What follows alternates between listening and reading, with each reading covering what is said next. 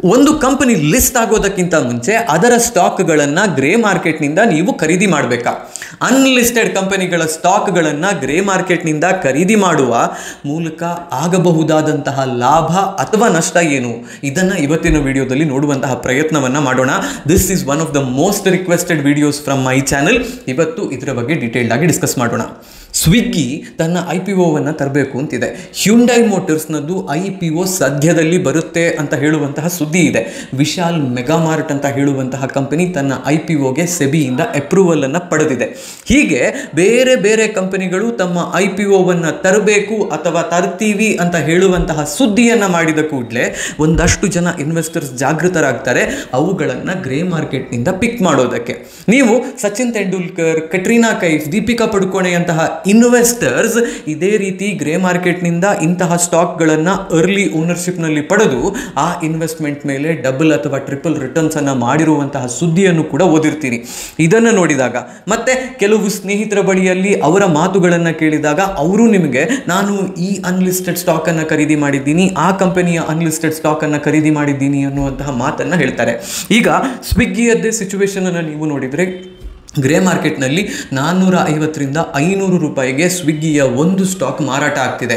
ಹೀಗೆ ಸ್ಟಾಕನ್ನು ಖರೀದಿ ಮಾಡೋದಕ್ಕೆ ಮುಗಿಬೀಳ್ತಾ ಇರುವಂತಹ ಜನರು ಎಕ್ಸ್ಪೆಕ್ಟ್ ಮಾಡ್ತಾ ಇರೋದು ಏನು ಅಂತ ಹೇಳಿದರೆ, ಸ್ವಿಗ್ಗಿ ಈಗ ತನ್ನ DHRP ಸಬ್ಮಿಟ್ ಮಾಡಿದ ಮೇಲೆ ಮತ್ತು ಅವರು ಕೋಟ್ ಮಾಡಬೇಕು ಅಂತ ಇರುವಂತಹ ವ್ಯಾಲ್ಯೂವನ್ನು ಕೋಟ್ ಮಾಡಿದರೆ ಅದರ ಮೇಲೆ ಒಂದಿಷ್ಟು ಲಿಸ್ಟಿಂಗ್ ಏನನ್ನು ಅವರು ಪಡ್ಕೊಂಡ್ರೂ ಕೂಡ ಅವರ ಮಾರ್ಕೆಟ್ ಕ್ಯಾಪ್ ಬರೀ 1 ಟ್ರಿಲಿಯನ್ ಅಂದರೆ 1 ಲಕ್ಷ ಕೋಟಿ ಮಾತ್ರ ಆಗುತ್ತೆ. ಆದರೆ ಇದಕ್ಕೆ ಕಂಪ್ಯಾರಿಟಿವ್ ಆಗಿರುವಂತಹ ಝೊಮ್ಯಾಟೊ ಕಂಪನಿಯ ಸ್ಟಾಕ್ಗಳು ಇವತ್ತು ಪ್ರೀಮಿಯಂನಲ್ಲಿ ಓಡ್ತಾ ಇದ್ದಾವೆ. 2ರಿಂದ 2.5 ಲಕ್ಷ ಟ್ರಿಲಿಯನ್ನಷ್ಟು ಮಾರ್ಕೆಟ್ ಕ್ಯಾಪಿಟಲೈಸೇಷನ್ ಅದರದಿದೆ. ಹೀಗಿರಬೇಕಾದ್ರೆ ಝೊಮ್ಯಾಟೋದಕ್ಕೆ ಕಂಪ್ಯಾರಿಟಿವ್ ಆಗಿರುವಂತಹ ಇದೊಂದು ಡುವೋಪೊಲಿ ಆಗಿರುವ ಕಾರಣ, 2 ಕಂಪನಿಗಳು ಇಲ್ಲಿರೋದು. ಆ ಕಾರಣದಿಂದಾಗಿ ಸ್ವಿಗ್ಗಿಯ ವ್ಯಾಲ್ಯೂಯೇಷನ್ನಲ್ಲೂ ಕೂಡ ಒಂದು ದೊಡ್ಡ ಮಟ್ಟಿನ ಏರಿಕೆಯನ್ನು ನಾವು ಲಿಸ್ಟ್ ಆದಮೇಲೆ ಕಾಣಬಹುದು. ಆ ಕಾರಣದಿಂದ ಈಗ ಇದನ್ನು ನಾವು ಖರೀದಿ ಮಾಡ್ತೀನಿ ಅಂತ ಕೂತಿರುವವರ ಸಂಖ್ಯೆ ತುಂಬ ಇದೆ. ಆದರೆ ಹೀಗೆ ಖರೀದಿ ಮಾಡುವುದಕ್ಕೆ ಹೊರಟಿರುವವರು ಮತ್ತು ನೀವು ಖರೀದಿ ಮಾಡಬೇಕು ಅಂತಿದ್ರೆ ಆಲೋಚನೆ ಮಾಡಬೇಕಾಗಿರುವಂತಹದ್ದು ತುಂಬ ಸಿಂಪಲ್ ಆಗಿರುವಂತಹ ಒಂದು ಟಾಸ್ಕ್ ಏನು ಗೊತ್ತಾ? ನೀವು NSE ಮೂಲಕ ಅಥವಾ BSE ಮೂಲಕ ಯಾವುದಾದ್ರೂ ಒಂದು ಕಂಪನಿಯ ಸ್ಟಾಕನ್ನು ಖರೀದಿ ಮಾಡ್ತಿದ್ದೀರಿ ಅಂತ ಹೇಳಿದರೆ, ಒಬ್ಬ ಸ್ಟಾಕ್ ಬ್ರೋಕರ್ನ ಮೂಲಕ, ಅಲ್ಲಿ NSE ಇನ್ವಾಲ್ವ್ಡ್ ಇರುತ್ತೆ, BSE ಇನ್ವಾಲ್ವ್ಡ್ ಇರುತ್ತೆ, CDSL ಅಥವಾ NSDL ಅಂತ ಹೇಳುವಂತಹ ಡೆಪಾಸಿಟರಿಗಳು ಇನ್ವಾಲ್ವ್ಡ್ ಇರ್ತಾರೆ. ನೀವು ಈ ಸ್ಟಾಕನ್ನು ಖರೀದಿ ಮಾಡ್ತಾ ಇರುವಂತಹ ಬ್ರೋಕರ್ ಇನ್ವಾಲ್ವ್ಡ್ ಇರ್ತಾನೆ. ಎಲ್ಲರೂ ಆದ ಮೇಲೆ ಸೆಬಿ ಕೂಡ ಇನ್ವಾಲ್ವ್ಡ್ ಇರುತ್ತೆ. ಇಲ್ಲಿ ನಿಮಗೆ ಏನಾದರೂ ಮೋಸ ಆಯಿತು, ನೀವು ಯಾವುದೋ ಸ್ಟಾಕಿಗೆ ದುಡ್ಡು ಹಾಕಿದ್ದೀರಿ, ಅದನ್ನು ಖರೀದಿ ಮಾಡಬೇಕು ಅಂತಿದ್ರಿ, ನಿಮಗೆ ಅದರ ಡೆಲಿವರಿ ಸಿಕ್ಕಿಲ್ಲ ಅಂತ ಆದರೆ you can raise a concern with SEBI or NSE or BSE or CDSL or your stock broker. ಏನೂ ಆಗಿಲ್ಲ ಅಂತಂದರೆ ನೀವು ಇದೇ ಕಂಪ್ಲೇಂಟನ್ನು ಕನ್ಸ್ಯೂಮರ್ ಫೋರಮ್ನಲ್ಲಾದರೂ ರೇಸ್ ಮಾಡುವಂತಹ ಸಾಧ್ಯತೆ ಇರುತ್ತೆ.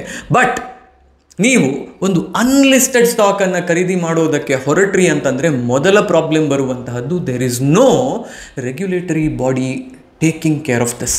ನಿಮ್ಮ ಹತ್ರ ತುಂಬ ದುಡ್ಡಿದೆ, ಲಕ್ಷಗಟ್ಟಲೆ ದುಡ್ಡನ್ನು ನೀವು ಇನ್ವೆಸ್ಟ್ ಮಾಡೋದಕ್ಕೆ ರೆಡಿ ಇದ್ದೀರಿ. 1 ಕೋಟಿ ರೂಪಾಯಿಯನ್ನು ಪೂಲ್ ಮಾಡಿಬಿಟ್ಟು ಸ್ವಿಗ್ಗಿಯ ಸ್ಟಾಕ್ಸನ್ನು ಅನ್ಲಿಸ್ಟೆಡ್ ಮಾರ್ಕೆಟ್ನಿಂದ ಖರೀದಿ ಮಾಡ್ತಿರುವಂತಹವರು ತುಂಬ ಜನ ಇದ್ದಾರೆ. ಹೀಗೆ ಪೂಲ್ ಮಾಡಿಬಿಟ್ಟು ಅವರಿಗೆ ಇವತ್ತು 450-500 ರೂಪಾಯಿಯಲ್ಲಿ ಟ್ರೇಡ್ ಆಗ್ತಾ ಇರುವಂತಹ ಸ್ವಿಗ್ಗಿಯ ಸ್ಟಾಕ್ 300-350 ರೂಪಾಯಿಗೆ ಸಿಗ್ತಾ ಇರುವಂತಹ ಉದಾಹರಣೆಗಳು ಕೂಡ ಇದ್ದಾವೆ. But if you do not have so much money, ಅಥವಾ ನಿಮಗೆ ಇಷ್ಟು ದುಡ್ಡನ್ನು ಅಕ್ಯುಮುಲೇಟ್ ಮಾಡೋದಾಗಲಿ ಇನ್ವೆಸ್ಟ್ ಮಾಡೋದಾಗಲಿ ಸಾಧ್ಯ ಇಲ್ಲ ಅಂತಾದರೆ you are taking a big risk trying to invest in the IPO market. 2020-21ರಲ್ಲಿ ಫಾರ್ಮೀಸಿ ಅಂತ ಹೇಳುವಂತಹ ಒಂದು ಕಂಪನಿ ತನ್ನ IPOವನ್ನು ತರುತ್ತೆ ಅಂತ ಹೇಳುವಂತಹ ತುಂಬ ದೊಡ್ಡ ಮಟ್ಟಿನ ಸುದ್ದಿ ಇತ್ತು. ಆಗ ಅದರ ಸ್ಟಾಕ್ಗಳು ಕೂಡ 60ರಿಂದ 70 ರೂಪಾಯಿಯಲ್ಲಿ ಗ್ರೇ ಮಾರ್ಕೆಟ್ನಲ್ಲಿ ಲಿಸ್ಟ್ ಆಗ್ತಾ ಇದ್ದು, ಗ್ರೇ ಮಾರ್ಕೆಟ್ನಲ್ಲಿ ಇದರ ಪರ್ಚೇಸ್ ಆಗ್ತಾ ಇತ್ತು. ಆದರೆ ಫಾರ್ಮೀಸಿ ಮತ್ತೆ ನಾನು IPOವನ್ನು ತರೋದಿಲ್ಲ ಅಂತಂತೂ it suspended its listing plans. ಇವತ್ತು ಅದರ ಸ್ಟಾಕ್ಗಳು 10-12 ರೂಪಾಯಿಗೆ ಟ್ರೇಡ್ ಆಗ್ತಾ ಇದ್ದಾವೆ.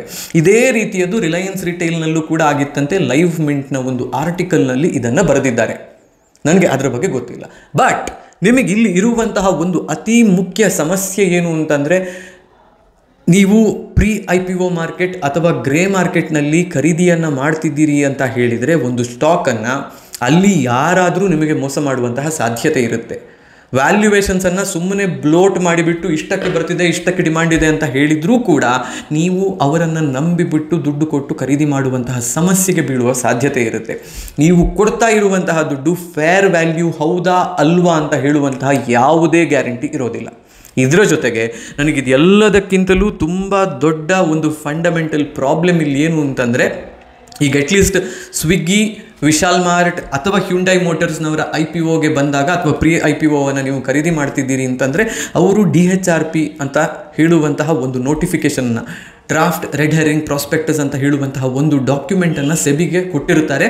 ಇದರಲ್ಲಿ ಅವರ ಕಂಪನಿಯ ಬಿಸ್ನೆಸ್ ಏನು, ಮಾಡ್ತಾ ಇರುವಂತಹ ಕೆಲಸ ಏನು, ಎಷ್ಟು ಲಾಭ ಮಾಡಿದ್ದಾರೆ, ಎಷ್ಟು ನಷ್ಟದಲ್ಲಿದ್ದಾರೆ, ಯಾವ ಸಾಲಗಳು ಇದ್ದಾವೆ, ಆ ಸಾಲಗಳನ್ನು ತೀರಿಸೋದಕ್ಕೆ ಅವರು ಮಾಡ್ತಾ ಇರುವಂತಹ ಕೆಲಸ ಏನು, ಅವರ ಮೇಲೆ ಏನಾದರೂ ಕಂಪ್ಲೇಂಟ್ಸ್ ಇದ್ದಾವ, ಕಂಪನಿಗೆ ಇರುವಂತಹ ರಿಸ್ಕ್ ಏನು ಅನ್ನೋದನ್ನೆಲ್ಲ ಚೆನ್ನಾಗಿ ಬರೆದಿರ್ತಾರೆ. ನೀವು ಆ ಡ್ರಾಫ್ಟ್ ರೆಡ್ ಹೆರಿಂಗ್ ಪ್ರಾಸ್ಪೆಕ್ಟಸನ್ನು ಕಂಪ್ಲೀಟಾಗಿ ಓದಿದರೆ ಅಥವಾ ಅಟ್ಲೀಸ್ಟ್ ಅದರಲ್ಲಿರುವಂತಹ ಇಂಪಾರ್ಟೆಂಟ್ ಪಾಯಿಂಟ್ಗಳನ್ನು ನೋಡಿದರೆ ಆ ಕಂಪನಿಯಲ್ಲಿ ಇನ್ವೆಸ್ಟ್ ಮಾಡಬೇಕಾ ಬೇಡವಾ ಅಂತ ಹೇಳುವ ಒಂದು ಕಾನ್ಷಿಯಸ್ ಡಿಸಿಷನ್ ನಿಮಗೆ ತಗೊಳ್ಳೋದು ಸಾಧ್ಯ ಆಗುತ್ತೆ. ಆ್ಯಂಡ್ ಇಲ್ಲಿಗೆ ಬರಬೇಕಾದ್ರೆ ಅವರು ತಮ್ಮ ಆ್ಯನ್ಯುವಲ್ ರಿಪೋರ್ಟ್ಗಳನ್ನು ಮತ್ತು ಬ್ಯಾಲೆನ್ಸ್ ಶೀಟನ್ನು ಆಡಿಟ್ ಮಾಡಿ, ಆ ಆಡಿಟರ್ಗೂ ಒಂದು ರೆಸ್ಪಾನ್ಸಿಬಿಲಿಟಿ ಇರುವ ಕಾರಣ ಇಲ್ಲಿ ಬುಕ್ಗಳು ಕ್ಲೀನ್ ಆಗಿರುವಂತಹ ಸಾಧ್ಯತೆ ಹೆಚ್ಚು. ಕಂಪ್ಲೀಟ್ಲಿ ಕ್ಲೀನ್ ಅಂತ ನಾನು ಹೇಳೋದಿಲ್ಲ, ಬಟ್ ಬುಕ್ಕಲ್ಲಿ ಅಂದರೆ ಅವರ ಬ್ಯಾಲೆನ್ಸ್ ಶೀಟ್ನಲ್ಲಿ ಇರುವಂತಹ ನಂಬರ್ಸನ್ನು ನೀವು ನಂಬೋಕೆ ಸಾಧ್ಯ ಆಗುತ್ತೆ. ಬಟ್ ಪ್ರೀ IPO ಅಂತ ಹೇಳಿದಾಗ ಆ ಕಂಪನಿ ತಾನೇ ಯಾವುದನ್ನು ಕೂಡ ಡಿಸ್ಕ್ಲೋಸ್ ಮಾಡಬೇಕು ಅಂತ ಹೇಳುವ ರೂಲ್ ಇರೋದಿಲ್ಲ. ಒಂದು ವೇಳೆ ಅವರು ಡಿಸ್ಕ್ಲೋಸ್ ಮಾಡ್ತಿದ್ದಾರೆ ಅಂತ ಹೇಳಿದರೂ ಕೂಡ ಅದನ್ನು ಎಷ್ಟು ನಂಬಬಹುದು ಅಂತ ಹೇಳುವಂತಹ ಗ್ಯಾರಂಟಿ ಇರೋದಿಲ್ಲ. ಈ ಕಾರಣದಿಂದಲೇ ನೀವು ಯಾವುದಾದ್ರೂ ಒಂದು ಸ್ಟಾಕನ್ನು ಪ್ರೀ IPO ಮಾರ್ಕೆಟ್ನಿಂದ ಖರೀದಿ ಮಾಡ್ತಿದ್ದೀರಿ ಅಂತ ಹೇಳಿದರೆ ಅದೊಂದು ಲಾಟ್ರಿ ಟಿಕೆಟ್ ರೀತಿಯಲ್ಲಿ ಕೆಲಸ ಮಾಡುವ ಸಾಧ್ಯತೆ ಇರುತ್ತೆ. ಬಂದರೆ ತುಂಬ ದುಡ್ಡು ಬರಬಹುದು, ಹೋದರೆ ನೀವು ಹಾಕಿದಂತಹ ದುಡ್ಡನ್ನೆಲ್ಲ ನೀವು ಕಳ್ಕೋಬಹುದು. ಆ್ಯಂಡ್ ಇನ್ವೆಸ್ಟ್ಮೆಂಟ್ನ ಮೊದಲ ರೂಲ್ ಏನು ಅಂತ ಹೇಳಿದರೆ ನನ್ನ ಪ್ರಕಾರ you should never think of it as a lottery system. ಯಾವುದೇ ಇನ್ವೆಸ್ಟ್ಮೆಂಟನ್ನು ನೀವು ಮಾಡುವ ಆಲೋಚನೆಯಲ್ಲಿದ್ದರೂ ಕೂಡ ಅದನ್ನು ನೀವು ಇನ್ಫಾರ್ಮ್ಡ್ ಆಗಿ ಡಿಸಿಷನನ್ನು ಸರಿಯಾಗಿ ಇನ್ವೆಸ್ಟಿಗೇಟ್ ಮಾಡಿ ತೆಗೆದುಕೊಂಡ ಮೇಲೆಯೇ ಮಾಡಬೇಕು. ಅದನ್ನು ಬಿಟ್ಟು ಸುಮ್ಮನೆ ಬಂದರೆ ಬರುತ್ತೆ ಹೋದರೆ ಹೋಗುತ್ತೆ ಅನ್ನುವ ರೀತಿಯಲ್ಲಿ ನೀವು ದುಡ್ಡನ್ನು ಸ್ಟಾಕ್ ಮಾರ್ಕೆಟ್ಗೆ ಹಾಕ್ತಿದ್ದೀರಿ ಅಂತಂದರೆ you don't consider yourself as an investor. At least I will not consider you as an investor. ಇದು ಇವತ್ತಿನ ವಿಡಿಯೋದಲ್ಲಿ ನಾನು ಕೊಡಬೇಕು ಅಂತಿದ್ದಂತಹ ಮಾಹಿತಿ. ಲಿಸ್ಟೆಡ್ ಕಂಪನಿಗಳು ಬೇಕಾದಷ್ಟು ಇದ್ದಾವೆ. ಇದರಲ್ಲಿ ಕ್ವಾಲಿಟಿ ಕಂಪನಿಗಳನ್ನು ಹುಡುಕಿ ಅದರಲ್ಲಿ ಹೂಡಿಕೆಯನ್ನು ಮಾಡಿದರೆ ಮಾಡಬಹುದಾದಂತಹ ದುಡ್ಡು ಬೇಕಾದಷ್ಟಿದೆ. ಆ್ಯಂಡ್ ಅದನ್ನು ಮಾಡಿದವರ ಉದಾಹರಣೆಗಳೂ ಕೂಡ ತುಂಬ ಇದ್ದಾವೆ.